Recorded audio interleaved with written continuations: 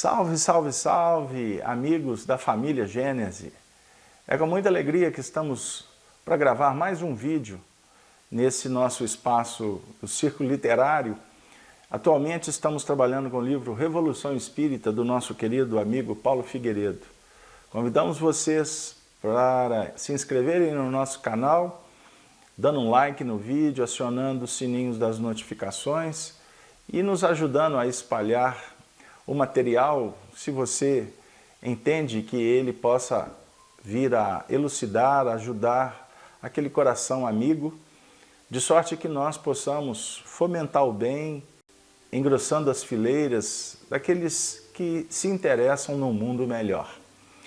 O nosso canal Gênese, objetivo, o estudo da doutrina espírita e do Evangelho de Jesus.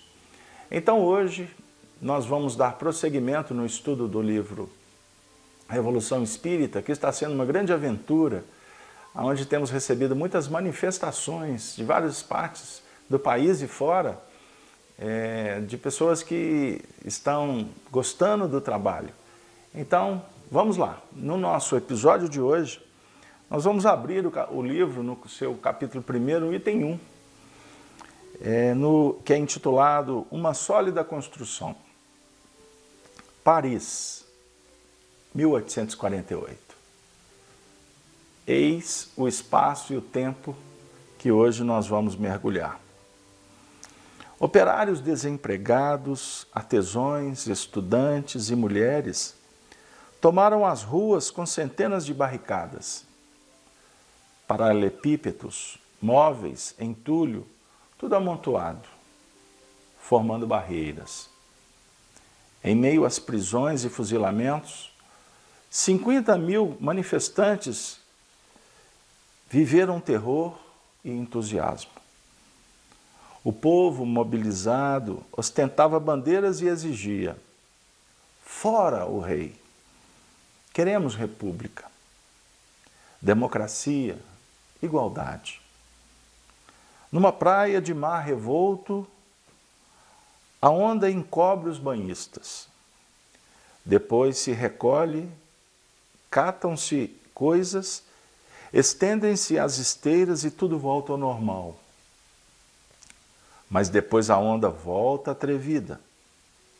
Desde a Revolução Francesa de 1789, as insurreições pareciam respeitar um ciclo natural, voltando de tempos em tempos como ondas. Nessa primavera dos povos, o professor Rivail morava com sua esposa Amélie Boudet na rua Malconsegnier, uma das mais agitadas desde o início das jornadas populares. No primeiro anoitecer, uma algazarra percorreu a rua. Um tiro foi ouvido depois da meia-noite. Fez-se silêncio.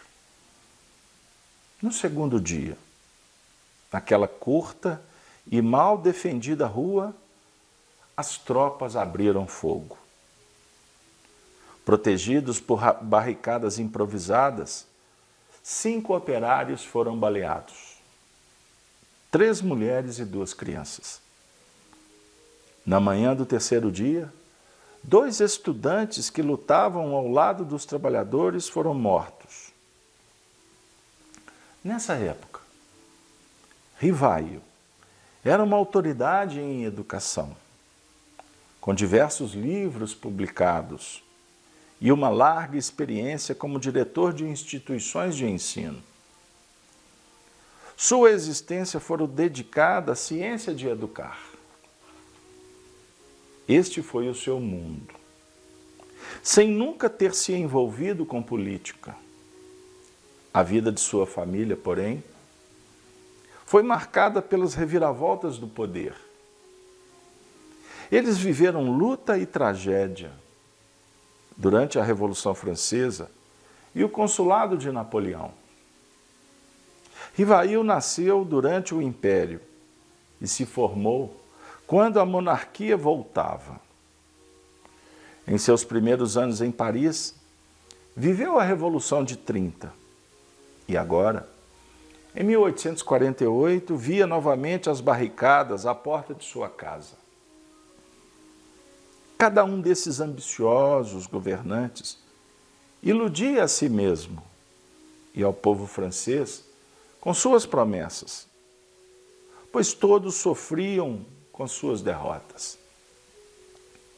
O próximo reconstruía tudo a seu modo para se ver ruir novamente. Num discurso aos alunos de sua instituição de ensino, Rivail, depois de décadas pesquisando a formação de crianças e jovens, revelou seu grande segredo. Abre aspas. Se não se consagra um tempo suficiente para estabelecer com solidez os fundamentos de uma casa, o edifício será construído prontamente. Mas se ele cair, será necessário recomeçá-lo. E a soma total do tempo empregado será muito maior do que se tivesse sido tão apressado no começo. A chave está em construir sobre terreno firme e não sobre areia movediça. Ela vale tanto para educar uma criança como uma nação. O problema social histórico da França, ainda hoje, é capital em todo o planeta. Nos jornais diários, revelam-se instituições apodrecidas pela corrupção, autoridade a serviço de interesses pessoais, desprezo ao simples e suas necessidades. Quando Rivail tomou o pseudônimo de Allan Kardec, escreveu, abre aspas, por melhor que seja uma instituição social, sendo maus os homens, eles a alfacearão e lhe desfigurarão o espírito para a explorarem em proveito próprio. Quando os homens forem bons, organizarão boas instituições, que deverão ou que serão duráveis, porque todos terão interesse em conservá-las. Ou seja, a solução dos problemas sociais está no aperfeiçoamento moral das massas, pela conscientização dos indivíduos. As leis podem inibir um comportamento indesejado, pelo medo da punição, mas não eliminam sua causa moral, presente no homem. Aspas, Kardec. É pela educação, mais do que pela instrução, que se transformará a humanidade. Pois se pela instrução se desenvolve a inteligência e o conhecimento, pela educação se forma o caráter. Se os governantes parassem para meditar sobre tão importante conselho, ao invés de reconstruir cidades ao seu gosto, mergulhar os países em guerras, disputar o poder como salvadores da pátria, ou massificar o povo para manobrá-lo como um objeto, mantendo-o dependente, investiriam na educação moral e intelectual de todas as crianças, de todas as classes sociais, de todos os povos, percebendo o ser humano como individualizado, autônomo e consciente de suas potencialidades, dando a ele o poder de transformar a si mesmo de forma livre e plena. Aprendendo a lidar com a liberdade desde a criança, os adultos futuros saberão oferecer o mesmo à sua próxima geração. É assim, sobre uma base sólida, o edifício de um novo mundo permanecerá sólido para sempre. Eis a filosofia espírita, que nos conclama para uma reflexão de profundidade, através da autonomia, da liberdade, do amor ao dever, da responsabilidade. Nós vamos semeando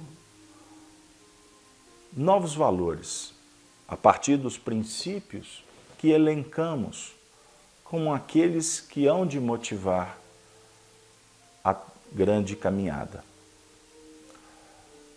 Com a responsabilização dos nossos atos, vamos, na verdade, estar mais atentos para, ao recolher o que fora semeado, planejarmos melhor as nossas ações. Afirma Allan Kardec, no comentário da questão 685 do Livro dos Espíritos, que a educação é a arte de formar caracteres. Que ela perpassa a instrução, mas só a instrução não é suficiente.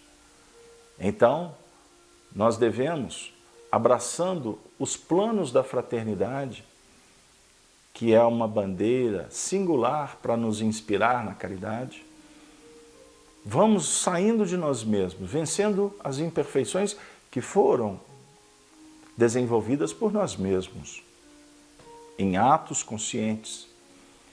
Agora nós estamos, quanto à humanidade, chegando num ponto em que a lucidez, em que a clareza de entendimento, via os planos da informação, nos chama para uma batalha muito especial, solene, lidar com as nossas próprias limitações e procurando, por inspiração do alto, com a intervenção dos espíritos que nos ajudam no sentido de nos inspirar no desenvolvimento das ideias, nos aproximando cada vez mais do conhecimento de profundidade, com vistas à sabedoria, nos libertarmos. Obviamente, lidando com os planos da reparação, característica do nosso tempo, regenerar. Jesus, o Mestre, o Senhor, o governador espiritual do planeta, tem a missão de simbolizar essa regeneração. Mas não sob o ponto de vista externo, mas principalmente quando ele brota dentro de nós como uma luz interior que consagra o dever como meta. O sagrado em nossa vida precisa de ser estudado. Aliás, a palavra sagrado significa uma função especial que dá sentido à vida. Então vamos alimentar esta função no movimento natural que enseja a nossa libertação. Conhecereis a verdade, e a verdade nos libertará, como ensinou Jesus. Então, conhecer a liberdade passa pela instrução, passa pela educação, passa também pela transformação. Isso nos faz lembrar da escola de Pitágoras, com todos os expoentes da filosofia greco-romana. Sócrates. Naquele período, nós vamos encontrar essas reflexões no Templo de Delfos. Conheça-te a ti mesmo, transforma a ti mesmo, domina a ti mesmo. E dentro dessas reflexões em torno da educação espiritual, eu reservei um ingrediente muito especial para o nosso encontro. Um grande educador vivera em Belo Horizonte, Minas Gerais. O nome dele, Rubens Costa Romanelli. E Romanelli deixou um livro intitulado Primado do Espírito. E neste nós vamos encontrar uma página belíssima intitulada Instruir e Educar. E nós vamos trazê-la como reflexão para essa última parte do nosso vídeo. Instruir e educar. Romanelli diz assim: a etimologia constitui, via de regra, um precioso instrumento de interpretação da mensagem poética ou filosófica, de que são portadoras as palavras. Disso dão-nos testemunho os verbos instruir e educar. Com efeito, instruir procede do latim instruire, e aí se formou, com oposição do elemento prefixativo in e do verbo estruere, que, pelo itálico, se vincula ao tema estreu, alargamento de grau zero da raiz indo-europeia, ester, cuja acepção é estender, espalhar. No latim, estruere, a raiz especializou-se no sentido de ajuntar, amontoar materiais. Embora nessa nova acepção transpareça ainda o velho conteúdo semântico, pois amontoar se pode interpretar aqui como estender em camadas sobrepostas. No composto latino, instruere ou instruere sobrevive à acepção do simples estruere, apenas modificada pelo provérbio in, de modo que instruere significa ajuntar em, amontoar em, a princípio, sem ordem, sem finalidade. Em seguida, ocorreu leve restrição de sentido. Introduziu-se a ideia de ordem e o significado passou então ao de ajuntar, amontoar. Segundo um fim, como para construir, edificar. Posteriormente, sobreveio novo câmbio semântico e o vocábulo do sentido concreto de ajuntar materiais para construir um edifício passou ao sentido abstrato de ajuntar ideias, como para estruturar a mente. Acepção ainda vigente no derivado português, instruir. Registrou-se, portanto, uma espiritualização de sentido. Sem embargo, transparece, através desse novo significado, o conteúdo estático da instrução.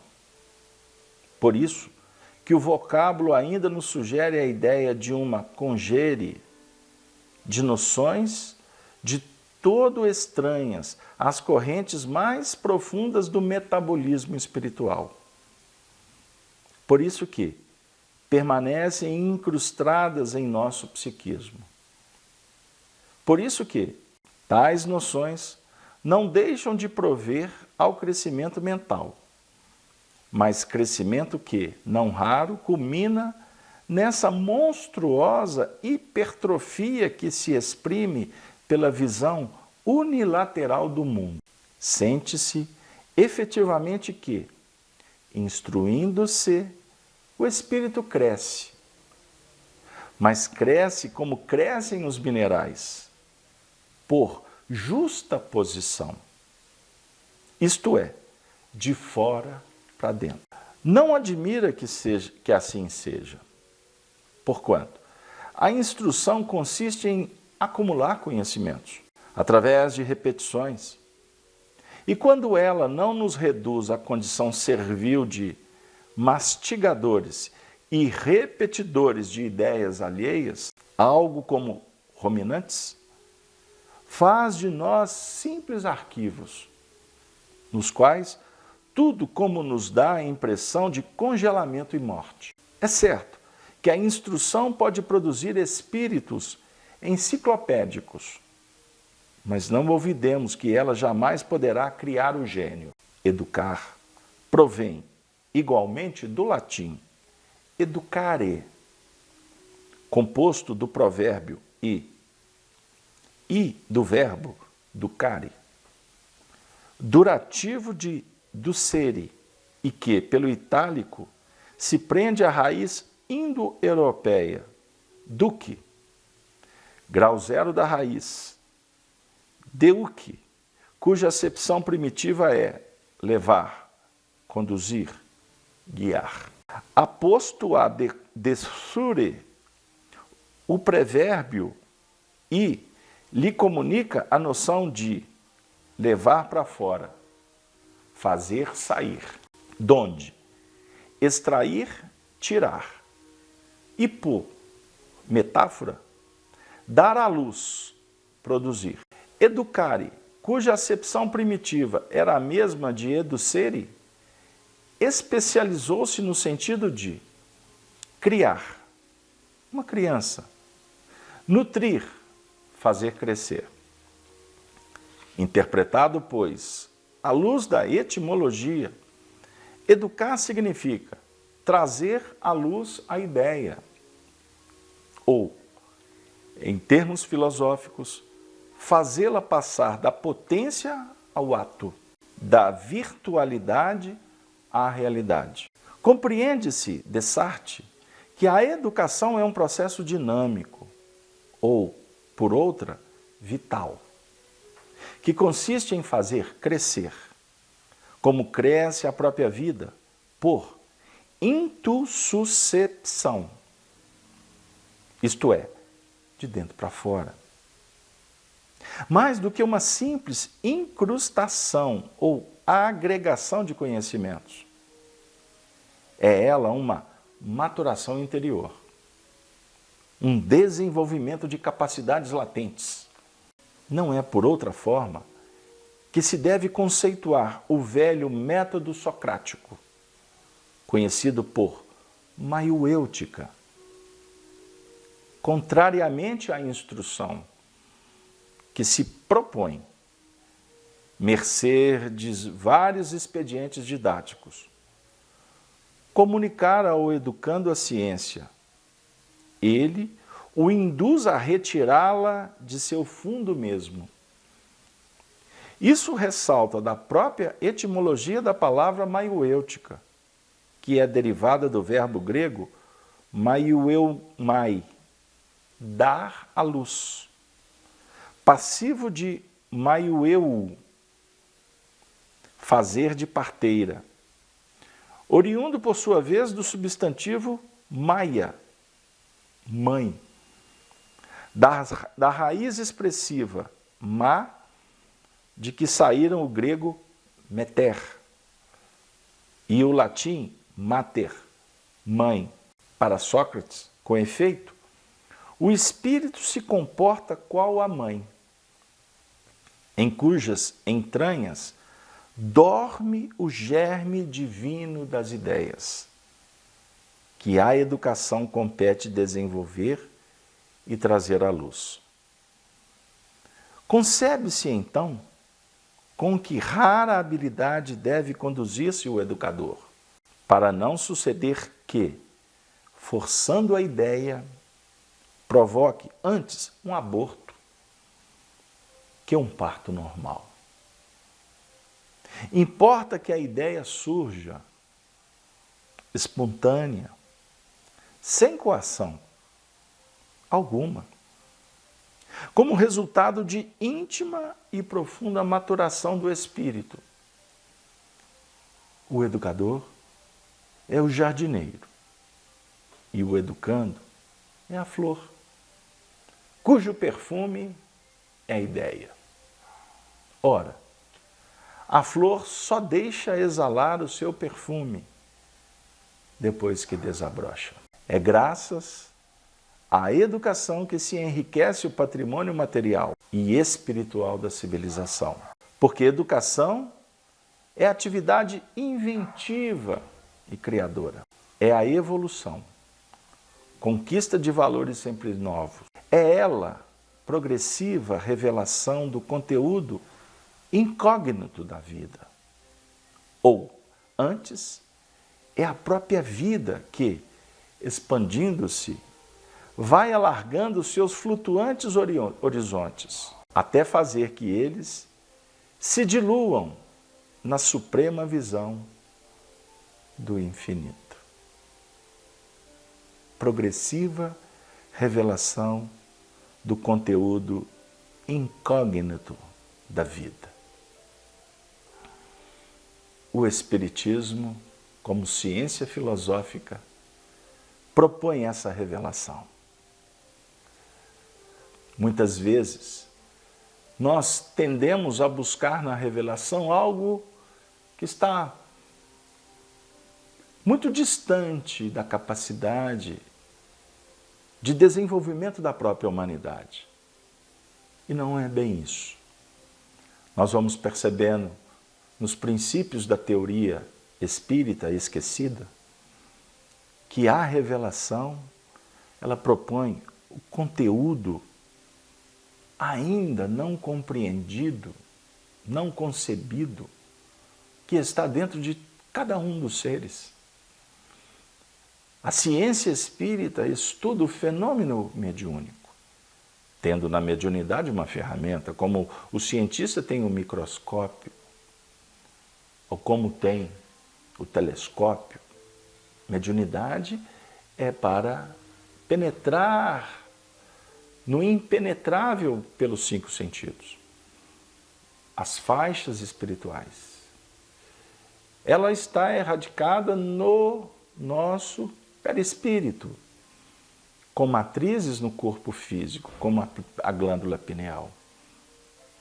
Mas estamos, então, sempre em busca da gênese da vida, do movimento de criar, de recriar, de adaptar, de propor, então, essa maiêutica de tirar de dentro os potenciais, por inspiração daqueles que já adquiriram mais sabedoria. Mas os grandes mestres vão propor a reflexão sobre o porquê, o para quê, para onde. Mas jamais eles vão interferir no como fazer. Então que nós busquemos na filosofia a aplicação na ciência da vida para aprender como fazer. Porque esse jeitinho, ele é especial e desenvolvido por cada um de nós. O Espiritismo tem na moral cristã a sua base.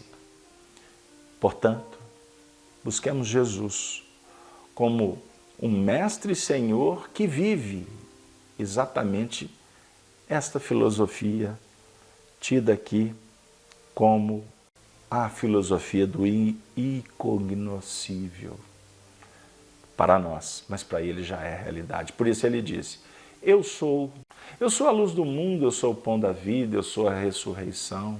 Enquanto nós aqui na Terra estamos muito mais preocupados com o que eu tenho, vamos valorizar o ser e conquistar a vitória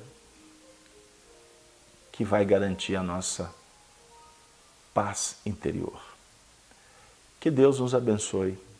O canal Gênese propõe, na essência, que a gente possa buscar na teoria esquecida de Allan Kardec para ressignificá-la e as nossas ações sejam mais coerentes com os princípios incompreendidos da doutrina espírita. E, por certo, nós vamos aprender a lidar conosco, com os nossos limites, fraternalmente, solidariamente, com o nosso semelhante. E, por certo, as nossas atitudes em nível social também serão aprimoradas. Busquemos, na ciência espírita, esse norteamento muito especial para que a gente possa se capacitar cada vez mais na direção da vitória sobre nós mesmos. Muito obrigado a todos. que nós possamos, no canal Gênese, encontrar um espaço, encontrar pessoas, encontrar ideias que possam favorecer as nossas reflexões quanto à nossa destinação espiritual.